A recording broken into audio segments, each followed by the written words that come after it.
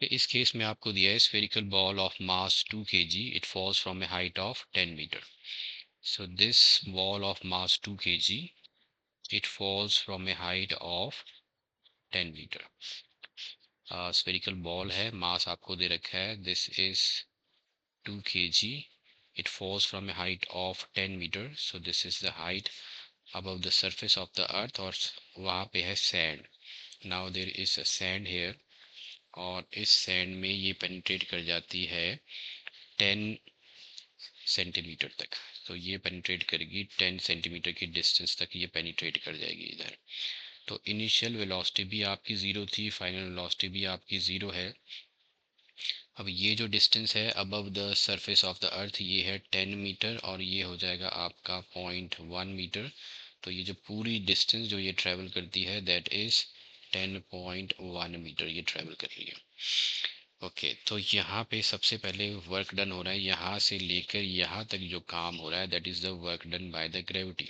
फिर यहाँ से जो काम हो रहा है that is the work done by the sand to stop this spherical ball. Now इसमें अगर हम वर्क एनर्जी थ्योरम यूज करें, according to work energy theorem,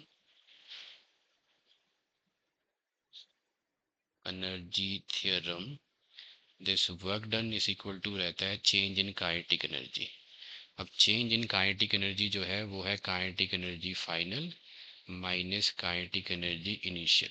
तो वर्क डन तो है इस केस में ज़ीरो, और वर्क डन कौन कर रहा है, एक कर रहा है आपकी ग्रेविटी, एक कर रही है सैंड. ग्रेविटी जो है यहाँ तक सरफेस पर तक लाने में ग्रेविटी ये पूरा काम कर रही है. ग्रेविटी यहाँ से यहाँ एक्ट हो रही है, इधर से लेके इधर तक पूरी डिस्टेंस के लिए एक्ट हो रही है. ग्रेविटी ही इसको नीचे की तरफ लेके आ रही है. तो that is equal to the potential energy आ जाएगा इधर m into g into height है आपकी, जो हाइट पूरी आपको लेनी है विच इज़ 10.1. तो मैंने यहाँ ले लिया m इंटू जी इंटू यहाँ ले लिया 10.1. वर्क डन बाय सैंड जो है वो फोर्स इंटू डिस्टेंस है which is 0.1 is equal to zero. आपको ये निकालना है. तो F इज इक्वल टू आ जाएगा यहाँ पे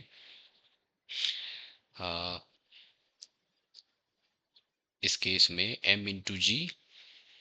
okay, work done by sand जो है, अब देखो ये फोर्स जो है दिस इज स्टॉपिंग, ये स्टॉपिंग फोर्स है, तो यहाँ लग जाएगा negative. This force is in the opposite direction, तो मैंने यहाँ ले लिया नेगेटिव. तो सैंड्स की जो फोर्स है वो रेजिस्टिंग फोर्स है, वो सिर्फ एक्ट कर रही है पेनिट्रेशन के टाइम. ओके,